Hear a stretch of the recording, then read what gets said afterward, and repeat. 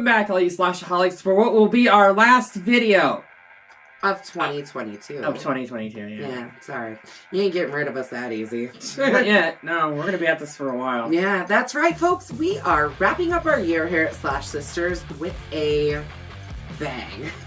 You know, I apologize for that line because I wrote that and this is really... It's really not a bang. No, it's not a bang. But it's fun. It's kind of a whimper, honestly. Yeah, that's alright.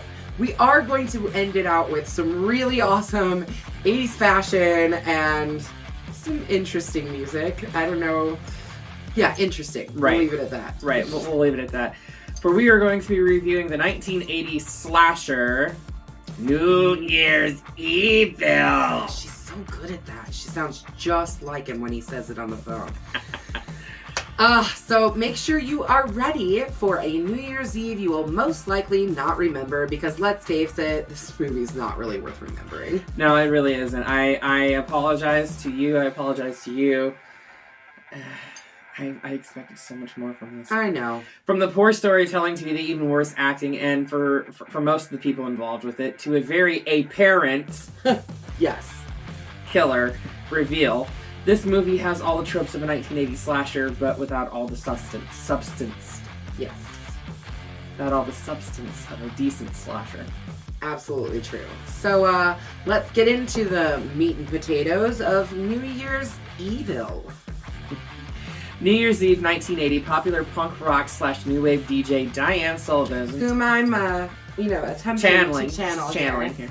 Also known as Blaze to her hardcore dedicated fans, is hosting a late-night countdown celebration of music and partying at a hotel, televised, live, and simulcast on local radio.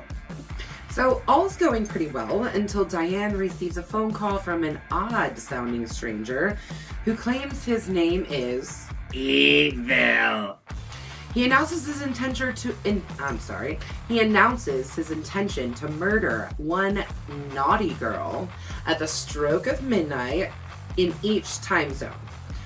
He warns that Diane, located in the Pacific time zone there in LA, will be the last victim. Now, I do feel that we need to point this out because I was under the assumption that this was going to be bouncing around from time zones killing people. Yeah, that was kind of my assumption too, but all the kills actually happen in the LA area. Yeah, so just at the time that New York celebrating theirs, Central Standard celebrating theirs. Yep. That yeah. thing. So they're watching the celebrations in New York, Chicago, Aspen, Colorado. Yeah. Why? I don't know. Denver made way more sense. Must be an 80s thing. I don't know. Maybe we missed something. And then obviously in LA. Right.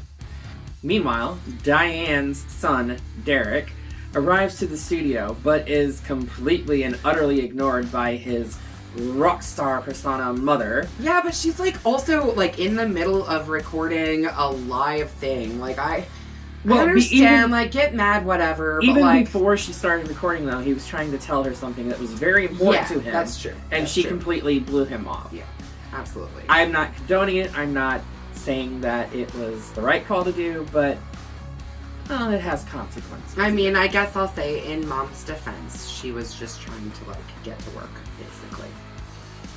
The studio crew takes a lot of safety measures and heightened security after the phone call from Evil.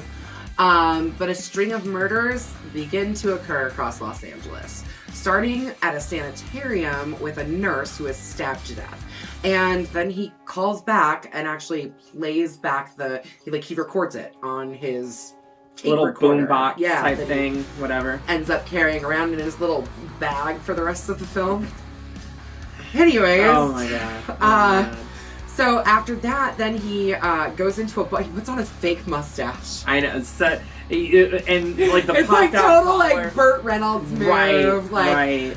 Lights a cigarette, walks in his white leisure suit with his fake mustache. I mean, it's just ridiculous. Anyways, he ends up picking up a girl and two girls. Well, originally he was only trying to pick up the one, mm-hmm. and he kind of convinced her to come because he said, I'm going up to Eric Estrada's place. Total panty dropper, that Eric Estrada. Right. Anyways, so then she's like, well, I can't go by myself. I have to bring my friend. And he ends up with two girls in the car. And he starts getting super agitated because it's getting close to midnight. He knows he's got to get one of them killed at least. And they make a pit stop. At a liquor store. At a liquor store. Because the other girl that was in the car had diarrhea. Yeah, nervous diarrhea. They talk a lot about, like, transcendental meditation. This whole scene is ridiculous. Oh my god, it's so over the top. TM and Zen and all this. She's just, like, talking about all these different ways to meditate. And which, don't get me wrong, meditation's great. I use it on a daily basis. But, like, it's such a weird, out of place scene. Oh, no, definitely. It's so strange. She's like, Definitely. I stopped biting my nails and she got rid of her nervous diarrhea. I was like, pretty good impression too. I like that. That was nice. Yeah, so they stop and the girl with the nervous diarrhea goes inside and gets a bottle of champagne. And Mr. Killer, in his leisure suit, asks the other girl if she wants to, like, you know, smoke some devil's lettuce. He pulls out this big giant bag with a bunch of, you know what I'm talking about. It's green. And he proceeds to just put it over her head. He gets her to sniff the bag first. Yes, that's right. He's like, yeah, take a smell. And she puts her face towards it and he pulls it over her head and smothers her to death with a bag of cannabis. My god! Right. I will give them that. That was probably one of the more creative. I think it was my favorite kill in the whole film. Yeah, personally, yeah. But then the friend comes out and finds, like, her shoes, like, walking towards the alley. He left the nurse's shoes behind too. For someone to find. No, he must have some kind of weird thing with feet or something. I think he's just psychotic. But it leads her to the garbage can, and she opens the garbage can, and there he is with a lighter, like, just staring at her. And then he pulls her into the dumpster. Yeah, and we assume kills her somehow. Oh no, he definitely killed her. She ends up dead. But they don't really show her being murdered. No. Or how she was murdered.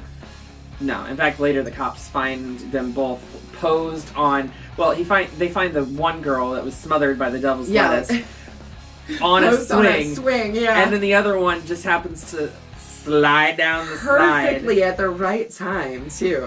Right. I could not help but literally laugh out loud at I laughed, too. So here's the thing. This movie is not good. We've already said it's not a great film. It is But there are some really cheesy, laughable parts that definitely. at least kept me entertained while I was watching the film. Definitely.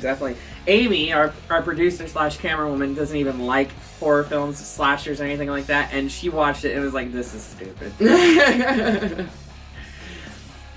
So the killer uses a radio cassette recorder to tape all the sounds of his victims while he's in the act of committing the murders, yes, right? For the most part, and then he continues to call back to the station, to the hotel, and plays those tapes over the phone to Blaze. Yeah. So while the killer is searching for a victim to kill at the stroke of midnight in Mountain Time Zone, he gets surrounded by a biker gang, and this was quite funny. This is a really, really strange but really funny scene or sequence of scenes. They end up driving off, and one of them flips him off. At this point, he's dressed as a priest. He has a collar on and everything, and they literally, like, surround and flip off a priest, which I think is kind of weird, but I mean, obviously he's not really a priest, but... Well, no. But they don't know that. No. So then they drive off, and he's listening to reports about himself on the radio, and is not paying attention and accidentally runs over someone on a motorcycle. Right. It's like, you want to get a biker gang to come after you? That's the good way to do it. So absolutely. He drives off, ends up trying to hide out in a drive-in movie theater. Which is, by the way, showing horror movies. Yes, I love that aspect. Yes, I love that too. They were playing Blood Feast, which is not actually the Blood Feast that Blood we were... Bath. Yes. So, he parks his car, but the biker gang follows them. And, eventually he realizes that the biker gang is at the drive-in. And, like, as he's calmed down finally after basically driving away from them, he sneaks out of his car and attempts to get away. You know, takes all of his gear with him and attempts to get away. But he ends up being stopped by the guy that flipped him off. Like the head biker guy. Yeah. And he's like, please, I'm a man of God. And then he stabs the guy right in the gut. I mean, it's something. It's schlocky. Yep. And then right at the car that they're standing at when he stabs the guy in the gut, He basically, like, reaches in, pulls the guy out. There's, like, a younger woman in the back seat, and he's like, hey, perfect. And he takes off with her, kidnapping her with the intent of making her his next victim. But I mean... When he gets pulled over or whatever, she does actually end up getting away from him, only for the cops to come showing up seconds later. And actually save her life. Right. That does not happen in horror movies very often. Like, literally, the killer just runs off into the darkness and away from his victim because the cops were coming. And she got lucky. Lucky as hell. Oh, she's lucky. She's definitely one of the lucky ones. For sure. Eventually, the killer manages to sneak into the hotel, by which now is completely covered and locked down by police officers everywhere. Yeah, because they're trying to protect Blaze, and they're trying to protect all of the people that are inside, too, because he's essentially said, I'm coming for you. Now we have the lieutenant who's in charge of the investigation there at the hotel. Actually, it's revealed to Diane that the killer is her husband. Yeah. Dick. Yeah. Richard? Right. Yeah, so her husband, like, the killer sneaks into the hotel by bludgeoning a cop and putting on his uniform. And just literally just walks right in. Like, the other cops don't even check him. Suspect anything. Nothing. But yeah, then he works his way into Diane's dressing room, and the only way they figure out that that the cops start to figure out that he is the killer is because the one police officer that was standing outside of her room was like, how the did that guy get in there? How did this happen? And I am actually pleased to say that we actually see a cop doing his fucking job right for once. Yeah, and we saw cops saving someone in the last scene, so bravo with that one. Anyways, so after knocking Diane out, the killer / Dick / Richard, whatever we want to call him, begins to berate her about the treatment of their son, about how she's treating their son. And he really just kind of sees her and other women's treatment of him as a slight on his character. He makes it very makes it very obvious that he's got problems with women. Oh, hands down. Yeah, he's got women issues, mommy issues, daddy issues. He's got all the kinds of issues. His issues have issues. Yeah. So he reveals his intention to kill her by chaining her to the bottom of the elevator and taking her all the way up and all the way down. It's such a fucking convoluted way to try to kill someone. It's laughable at best. It laughable. Really is. But, whatever. I guess he was trying to be creative. Whatever. While he's doing this, the police, who have been alerted to his presence in the building, locate him, and a brief firefight ensues, damaging the controls to the elevator, which actually in turn does work out because it does save Diane, aka Blaze. So my girl. So she's lucky in that aspect. Absolutely. Then Dick, aka the killer, aka whatever the F you want to call him, who has been unmasked the entire film, except for when he put a mask on to scare Diane in her dressing room, and then now. Right. He flees to the rooftop of the hotel, dons the mask, quotes something from Hamlet. Yeah, he's like, to sleep, to die, to sleep no more.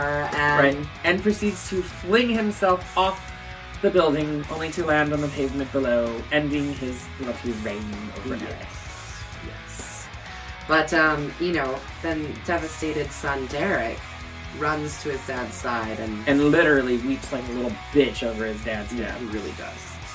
Which makes you signal to, okay, this guy just tried to kill your mother, and he already did kill multiple people, and you're weeping over his death. You're not even worried about your mom, who is hurt. Right. Well, I mean, she didn't show any concern over him earlier. Well, that's true. That's true. But, anyways, the injured Blaze / Diane / mom is loaded into an ambulance, but the driver is revealed to be Derek, her son, having taken his father's mask and murdered the real ambulance driver. So as Derek drives off with his mother in the back of the ambulance, the radio announcer in Honolulu, Hawaii, is heard announcing the stroke of midnight. And that's honestly where the film ends. It ends very ambiguously. We do not know I Diane's think the fate. implication is that he's going to kill his Oh, mom. no, hands down. He's going to kill his mother. That's the implication. He's taking over for his father, finishing his job, whatever the situation is. Right. But, no, I agree with that assessment 100%. But it's ending, left. It's a terrible ending. Honestly, when Richard threw himself off the hotel, if you watch it, it's clearly very clearly a dummy just falling from the roof. Right. Yeah. I think we don't even get to see him actually hit or anything. It's like we see this shot from underneath of the dummy falling, and then we just see Richard on the ground. Right. And let's face it, they actually show him as like a whole human on the ground, but at that height, completely he would have been a paste, a stain on the pavement. Yeah. That mask wouldn't have even existed. No, well, it might have. It depends. But still. Depends on if it was good quality. Right. It's probably latex. Right. But yeah, it was an interesting film. I mean, the acting is really not great. No. We didn't really touch on it too much about this scene with him with the son, Derek. There's this scene where he cuts his mom's pantyhose and puts them over his head. It's freaking weird, but then he also shows up as a security guard with the pantyhose still on his face in the background shot. But before he puts the pantyhose over his head, he takes 3 pills of unknown substance. Yeah, we don't know what it is. And he pulls apart the roses in such a fit, right. like... He puts the pantyhose over his head, and then he also looks in the mirror and he's like, what's wrong with me? Yeah, you're your father's kid, apparently. Yeah, apparently. Which it was learned that the father, Dick, Richard, whatever, the killer, had spent some time in an asylum. Yeah, it's possibly in the actual sanitarium where he killed the nurse. I think it was actually stated in the film. But... So, I mean, this film was sure something. I laughed a lot. There was a lot of really funny parts. Oh, there was absolutely nothing scary about this film by today's standards. Nothing in any even way, shape, or form. Suspenseful. We get to see the killer immediately, and then he masks himself at the end. Mm-hmm. So, like, we see all these, like, the inside. I mean, I guess it's not masked there. But in a lot of the promo pictures, he's wearing a mask. So I fully expected to... If you see the thumbnail for this video, you'll see the mask that we're talking about, and we'll make sure we show it in the film, too. But it's just... I thought that it was going to be more prevalent. I thought we were going to have a masked killer and then have it revealed, but it was completely the opposite. Yeah. However, I knew who the killer was from the second that Derek said something about his father. Yeah. He was like, "Where's Dad?" Which is why the parent joke from earlier. Yeah, honestly, like, that was within, the first 10 minutes of the film, probably? If not 10, 15, or 20, honestly, yeah. But yeah, I mean, I knew pretty quickly who the killer was, and I wasn't wrong. It wasn't right either. No, I know it really wasn't. It wasn't right by any standard or measures for slashers. For me personally, this is a bloody machete down. Oh, hands down. There were some funny parts that I really enjoyed. The bag of devil's lettuce over the girl's head just cracked me. I laughed loudly. Could have been my own devil's lettuce making me laugh. But there was definitely some really funny parts. You keep that kind of attitude up and evil will pay you a visit. Oh, I am kind of a naughty girl, huh? Oh, yeah. So yeah, two very bloody machetes way down for this one. Yeah. Do not watch this. If you're looking for something that is just ridiculous and silly and over the top. There's some interesting music in it. Yeah. From a band called Shadow and another band called Made in Japan. Those are the two that were performing live through the film. I mean, the opening music in the film is actually New Year's Evil. Yeah, it's a song that was written for this movie. So yeah, it's definitely, the music is fun. It's something to check out for sure, but there's just too many awful things about this film for me to give it even a sideways machete. What about the mosh pitting in the studio? The absolute silence while they were all just kind of like really robotically bumping it was into like each other. Somebody who had never seen a rock concert before trying to direct actors on what to do in a mosh pit. Yeah, and like the actors just didn't know what to do either. No. It was all right. With that, we are done with New Year's Evil. But you know what's coming up pretty soon here, Hallie? So, I happen to notice that we have a Friday the 13th coming up. We do. In Well, I think it would approximately be 2 pretty weeks. appropriate for us to do a review for Friday the 13th. I don't know. What do you think? What's next, Allie? Look at that! We're gonna do Friday the the seminal, 13th. the original Friday the 13th. So, join us back in 2 weeks on Friday the 13th when we review this classic horror film. Oh, yeah. Absolute classic. Can't wait to tear into this one. Yes, me too. Be sure to slash that subscribe button Stab that like button. and ring-a-ling that grave bell so you don't get buried alive and can stay notified on all of our greatest videos. Until then, We'll see you in the afterlife.